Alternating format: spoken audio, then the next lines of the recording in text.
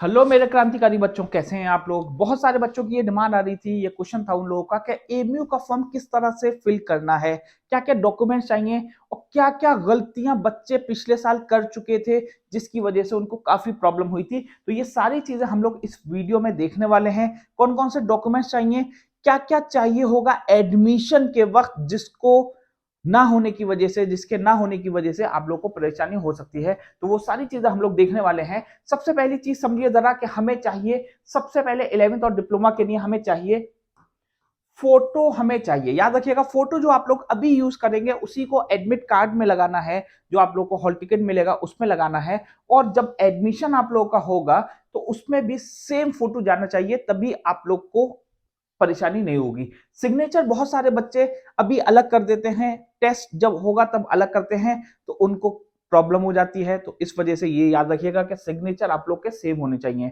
Thumb आप लोगों को स्कैन करके एक पेज पे लगाने को बोला जाएगा। जहां भी आप लोग करवाएं, जिस भी इंसान से आप करवाएं कंप्यूटर वाले से, तो ये कोशिश करिएगा कि उसने पहले से एमयू के फॉर्म भरे हों या जामिया के फॉर्म भरे हों, ताकि उसको एक्सपीरियंस हो और वो गलती ना करे। 10th क्लास का एडमिट कार्ड ये इंटरनल बच्चों के लिए है। जो इंटरनल स्टूडेंट्स हैं उन लोगों का जो एडमिट कार्ड उनको मिल गया है, हॉल टिकट मिल गया है 10th क्लास का, वो लगेगा। ये इंटरनल बच्चों के लिए है। तो एक्सटर्नल बच्चों को क्या करना है, एक्सटर्नल बच्चों को करना है ये कि वो सिर्फ और सिर्फ करेंगे ये कि उन लोगों को अपना रिजल्ट अवेटेड लिखना है। जिस भी क्लास के लिए आप लोग फॉर्म भर रहे हैं, मान लीजिए 11th एंट्रेंस के लिए भर रहे हैं, तो आपको 10th की मार्कशीट लगानी होगी। अभी आपके पास 10th की मार्कशीट नहीं है तो अभी आप लोग को लगाने की जरूरत नहीं है। यहाँ आप लोग रिजल्ट अवेटेड लगाएंगे और जब आप लोग की मार्कशीट आ जाएगी उस वक्त आपको लगानी होगी। तो इसलिए परेशान होने की जरूरत नहीं है, वो काम हो जाएगा।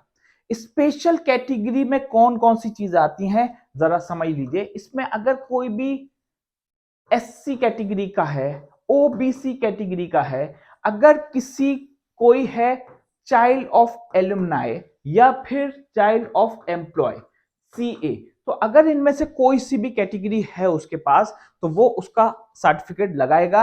अगर कोई भी सर्टिफिकेट अभी लगाता है, मान लीजिए ओबीसी उसने लगाया और एडमिशन के टाइम वो ओबीसी नहीं अपने आप को साबित कर पाया, तो उसका एडमिशन कैंसिल हो जाएगा।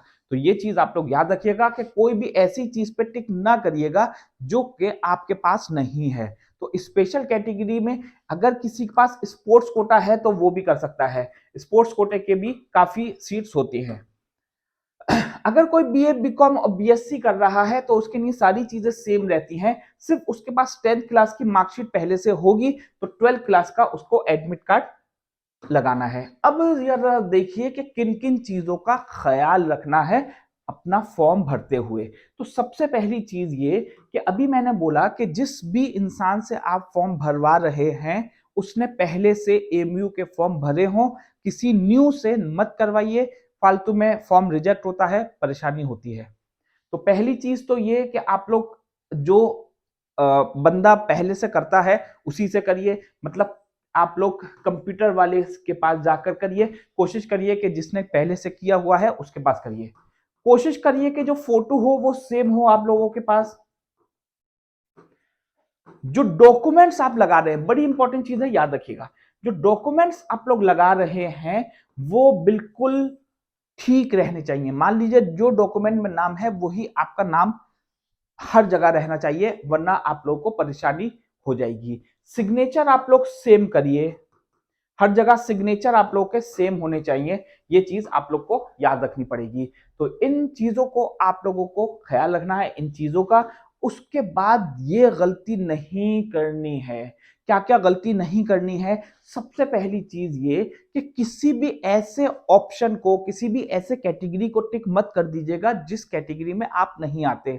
मान लीजिए आप लोगों ने ओबीसी का सर्टिफिकेट पे टिक कर दिया, तो ओबीसी सर्टिफिकेट अगर आप लोग जब